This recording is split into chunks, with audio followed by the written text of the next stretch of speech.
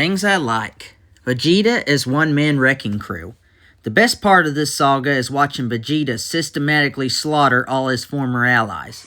By this time, Vegeta quit the Frieza Force, defying orders to come to Earth, thinking he would wish for immortality and be unbeatable, therefore severing all ties with Frieza, and finally destroying his tormentor once and for all. Obviously, the Z Fighters stopped that from happening, but he had nothing left to lose. He was already DOA for defying orders. The Namek Dragon Balls were his only chance, and if he was so cruel that he would kill his lifelong bodyguard, who had been with him since childhood, he sure as heck wasn't going to have any problems killing all the other guys, and he doesn't. Number 2, the Two-Front War. Krillin, Gohan, and Bulma made it to Namek to wish back their fallen comrades. But not only did they have a rude homecoming from Vegeta, who they should have killed on Earth, at least theoretically, but they got an even worse monster in Frieza. Eventually, Vegeta would join forces with them, but for a while, they were between a rock and a hard place. Number 3, Goku's training. In my opinion, Goku's training is the best it's ever been in this saga.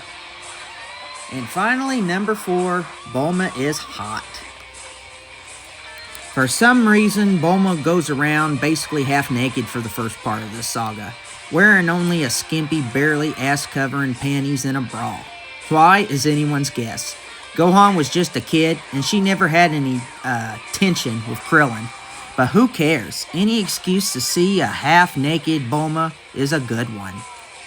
Bulma's always been a fox to me, and she makes a very boring section of the saga worth watching.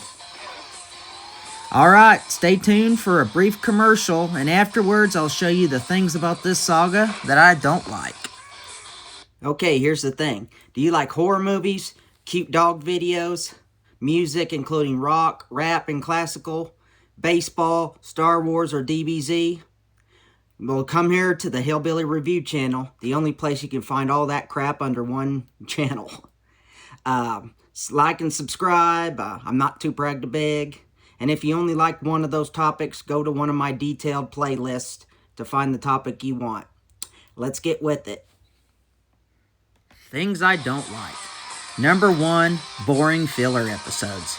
To put it plainly, the first 10 or so episodes of this saga are a chore to sit through, especially when the guys get stuck on a fake Namek. Don't ask. Why they couldn't just have a heading that said so-and-so many days later and skipped all the fluff is beyond me. If Bulma wasn't putting on an amateur strip show, I might have been asleep through it. This is one saga where DBZ Kai, which cuts out the filler, is clearly better than the original version. Number 2, the slow pace. While they're on Namek, things are considerably better, but there was a little too much standing around and planning for my taste. Number 3, Gohan and Krillin not enough. Gohan and Krillin are fine secondary characters, but neither one of them were charismatic or interesting enough to be the focus of an entire saga, though Gohan would get a lot better as he got older.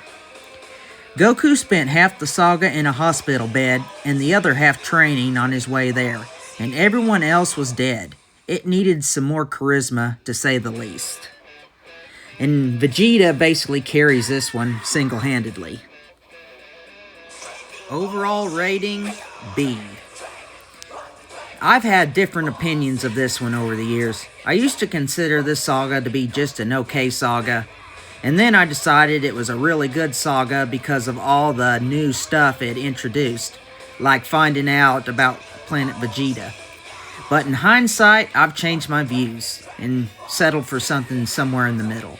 It's not that the saga is lackluster, it's just that the sagas that bookend it are so great that it looks weak in comparison. It's not flawless to be sure, but it's still a very important part of the show's mythology. And by the way, Planet Namek is beautiful, probably the greatest setting in the entire franchise. And by the way, I didn't even mention a certain someone yet. We'll get to him later. See you later on the Hillbilly Review channel.